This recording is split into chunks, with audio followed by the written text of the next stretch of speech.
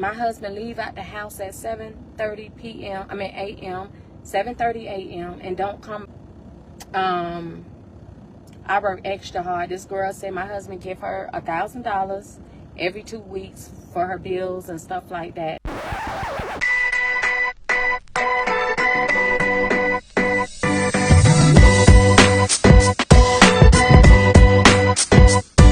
She wished him a happy Father's Day and then dropped the mic with receipts of betrayal.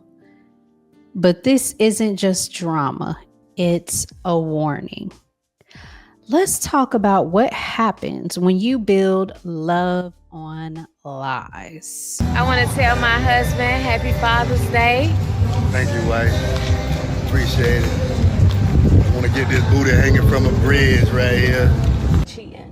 This morning I got a call from a young lady. She been in a relationship with my husband for 5 years since he been dealing with multiple, women.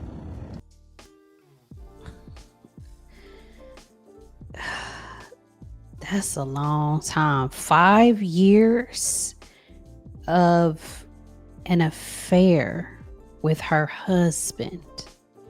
5 years. For the last 2 years, my husband leave out the house at 7:30 p.m. a.m. 7:30 a.m. and don't come. I work extra hard. This girl said my husband give her $1,000 every 2 weeks for her bills and stuff like that. She told me she lied about her name. Wait a minute. Y'all, for real, like,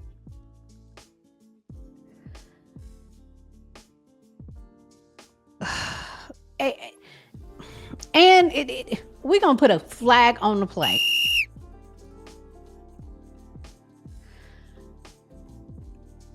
She says she gets up and works hard every day, and that her husband, who's been cheating with a woman for 5 years, has been giving this woman $1,000 every 2 weeks.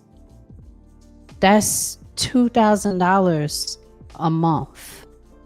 That's $24,000 a year that he has given this lady, and been doing it for 5 years. Oh, poor baby. She told me everything that I never nobody on, never nobody. I know two, 3 different people for a fact. I know, we went through a lot. We got past that, but I'm just tired of being number one when I know it's somebody out there that want to call me, that want to talk to me, that wants to be around me, that, you know what I'm saying? And we can talk to y'all.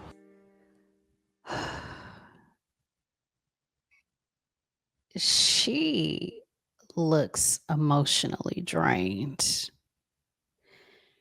She's basically saying that despite the temptations that are around her, because there are men interested in her, that she's still being loyal and honest and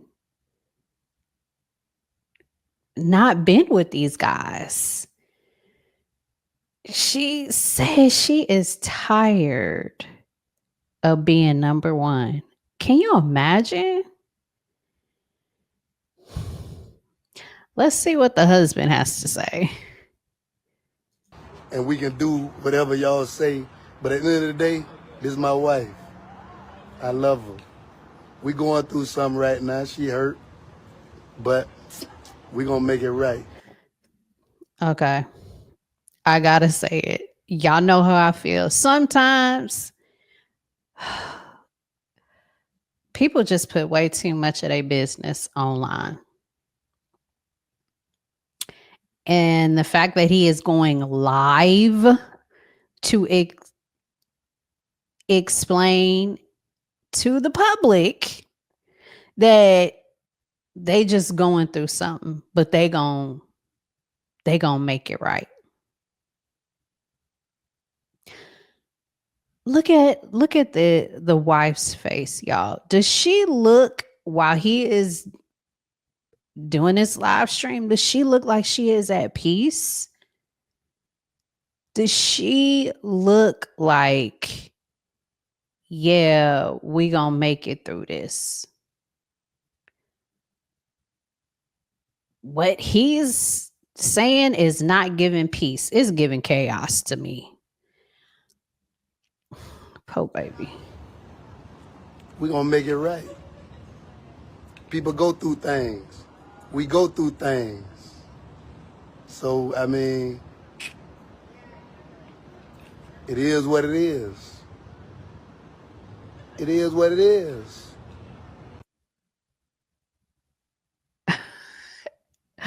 I respectfully disagree.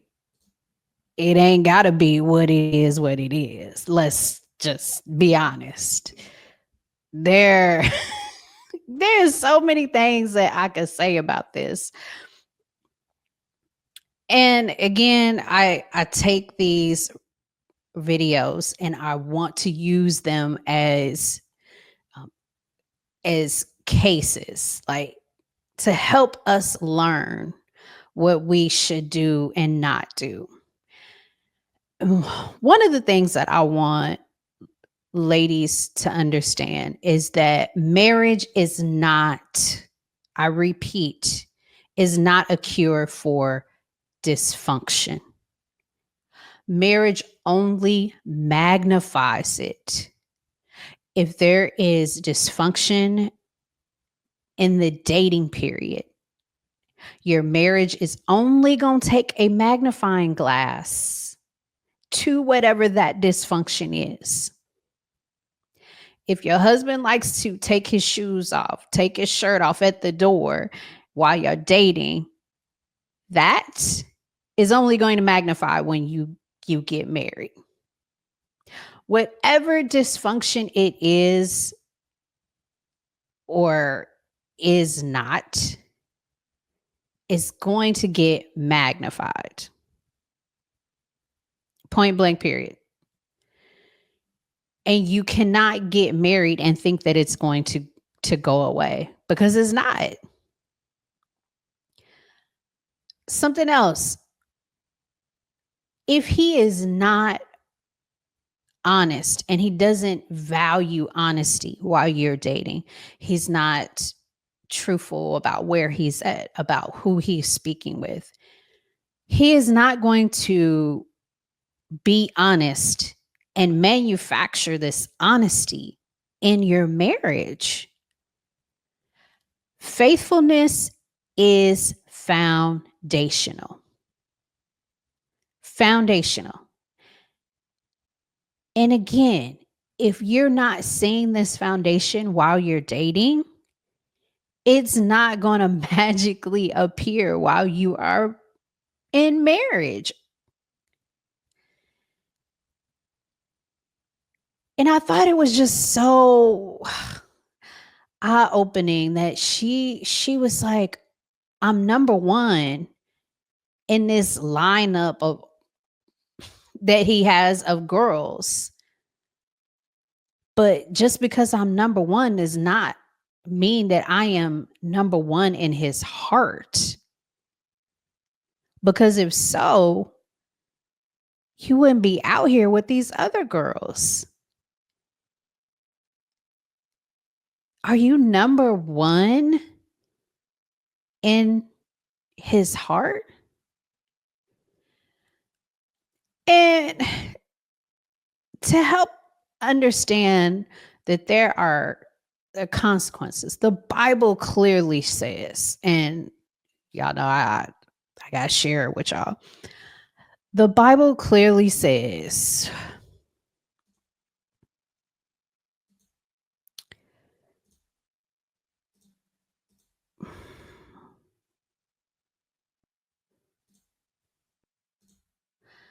The Bible clearly says in Proverbs 6th chapter, verse 32, but a man who commits adultery has no sense.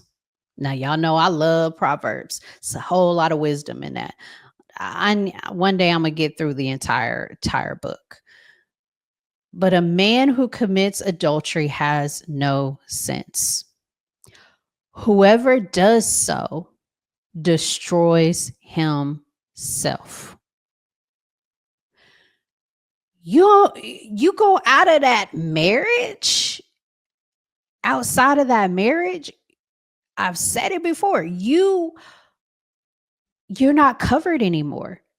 The covenant that you had between you and Jesus and your wife is not there. You don't have any more protection. You are now destroying yourself. If you choose to be with someone who has broken patterns, you are inherently going to see some of their consequences. You may even inherit those consequences because that person chose to break a relationship, break a pattern. And what's sad is a lot of people don't realize the damage that is done when you are outside of your protection, because it's not just you that gets hurt. Because of your actions, the consequences will be inherited by your children, by your spouse, possibly by your mother and your siblings, because they're embarrassed. I've said it before, I'm going to say it again. Don't marry potential. If he has proven character, marry the proven character, not the potential that you think he might have. Some of the tips I want to share, y'all know I always got some tips. While you are in this dating season, a question you need to ask yourself: are you emotionally connected to someone who does not have the discipline? Someone who can't protect me? Someone who possibly could prevent me from having my covenant, my protection, because they chose not to be disciplined, not to resist temptation. And now, because of that, my covenant is gone. My covering is gone. My protection is gone. So am I emotionally connected to somebody who does not have the discipline? Is this person consistent? Or am I just vibing with him? It's convenient. I see that a lot. It's just convenient. When you get ready to say I do, those red flags you saw in dating don't change. They're going to be there before the altar, at the altar, and after the altar. If he is dishonest, unavailable, or manipulative while you're dating, those same issues are going to grow in marriage. And ladies, let's not be so committed to making it work that we ignore what is already broken. We can have these blinders on that, he really didn't mean it. I'm a committed, I'm a loyal person, so we are going to work through this. The thing about dating, you can easily exit stage right or left. But when you get ready to get married, it's a lot difficult. So in your dating season, don't be so committed to making it work. If it don't work, it don't work. Don't ignore the signs that there's some things that are broken in this relationship.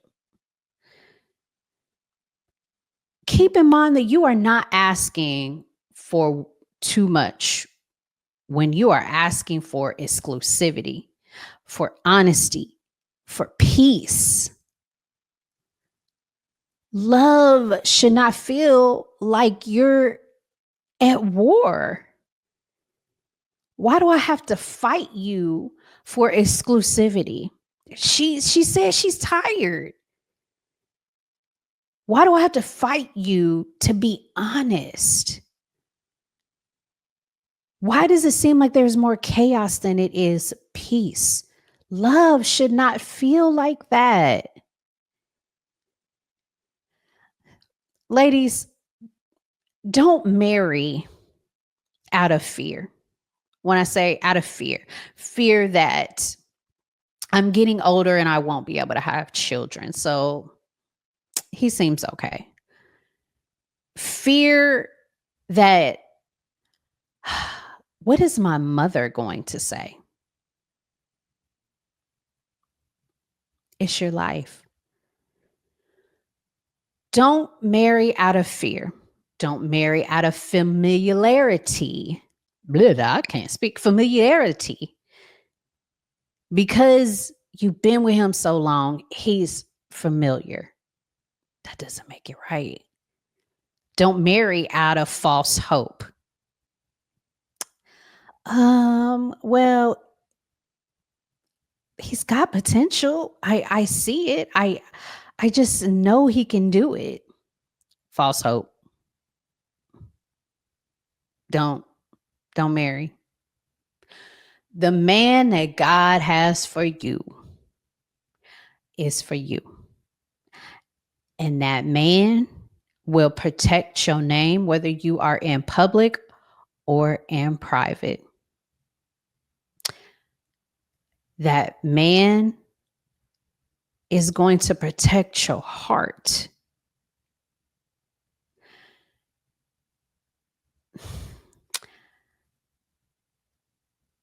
In the chat, let me know, have you ever stayed too long in a relationship because you thought that love was going to fix it? Drop a broken heart or one of those idea light bulbs if this video is reminding you to protect your peace. God did not design marriage to be a prison. It's meant to be a place of purpose, safety, and mutual honor. Safety, mutual honor, purpose. Don't accept the title of the wife if the actions don't match. Let me say that again. Don't accept the title of a wife if the actions don't match. You deserve more than just promises. You deserve peace. On that note, I will see y'all at another video. Much peace, my ladies.